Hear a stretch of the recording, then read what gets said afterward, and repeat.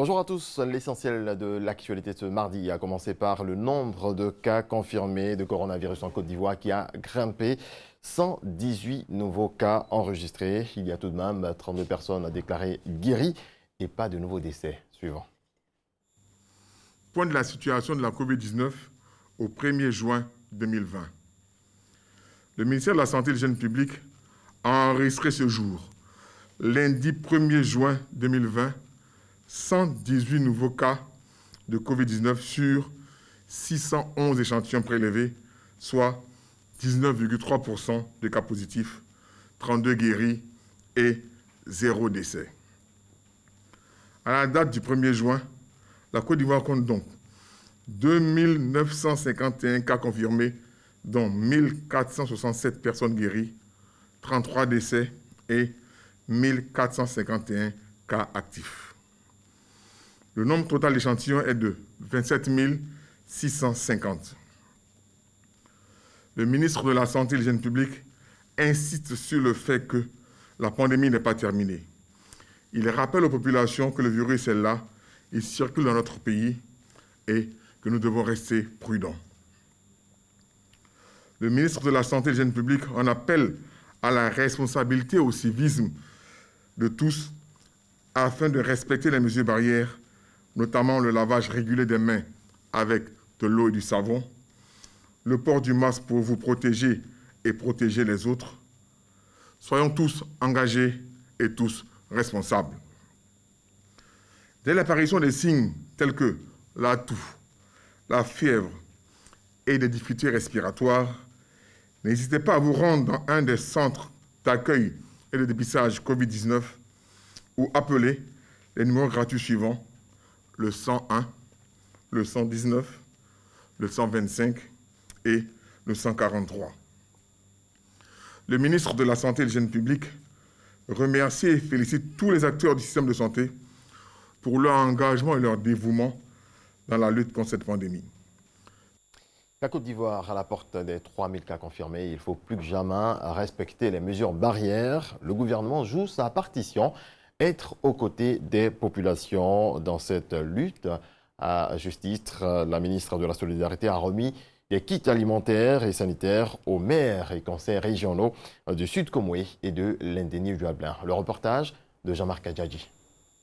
Les collectivités locales de l'Indénié-Duablin et du Sud Comoé reçoivent des kits alimentaires et d'hygiène du ministère de la Solidarité, de la Cohésion sociale et de la lutte contre la pauvreté.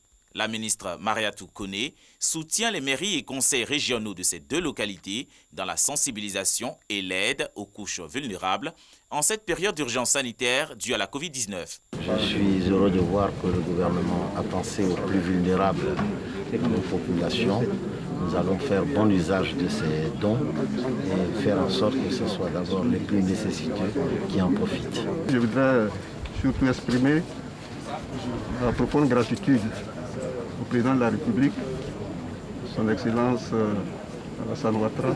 La ministre chargée de la Solidarité a réitéré le soutien du gouvernement aux populations et remercié les généreux donateurs à l'origine de ces redistributions. Nous recevons des dons de personnes physiques, de personnes morales, de généreux donateurs que nous saluons, que nous remercions parce que ce sont ces personnes qui nous permettent de redistribuer aux collectivités territoriales. Quand nous faisons ces redistributions, c'est pour que vraiment ce sont les plus vulnérables des régions, des communes, des départements, des sous-préfectures, des villages qui puissent en bénéficier.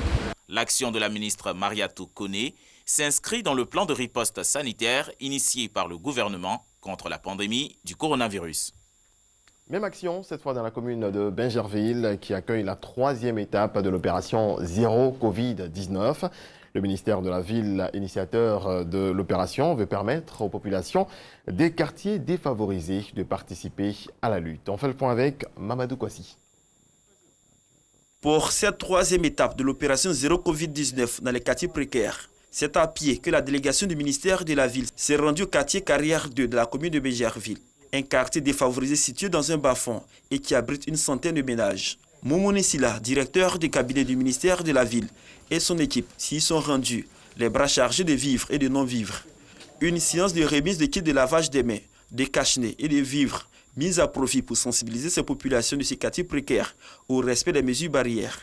Les populations sont invitées à prendre une part active dans la lutte contre la Covid-19, une initiative qu'elles souhaitent accompagner pour casser la chaîne de propagation.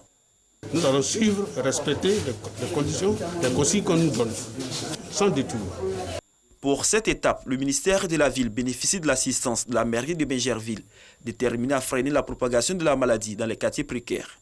Et pour y arriver, Moumouni Sila rassure. Nous sommes ici pour vous dire de vous préserver, pour dire aux populations des quartiers défavorisés qu'elles ont intérêt à suivre les prescriptions du gouvernement en se protégeant, en respectant les mesures barrières.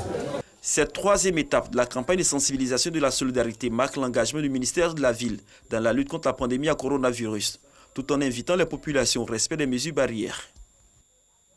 Dans le reste de l'actualité aux États-Unis, mort de George Floyd pour sa première prise de parole publique, Donald Trump demande aux gouverneurs de dominer les rues de leurs États, alors que l'autopsie officielle de la mort de George Floyd il y a une semaine confirme bien l'homicide et que les manifestations s'étendent à travers le pays. Le président américain fait un pas de plus vers l'escalade.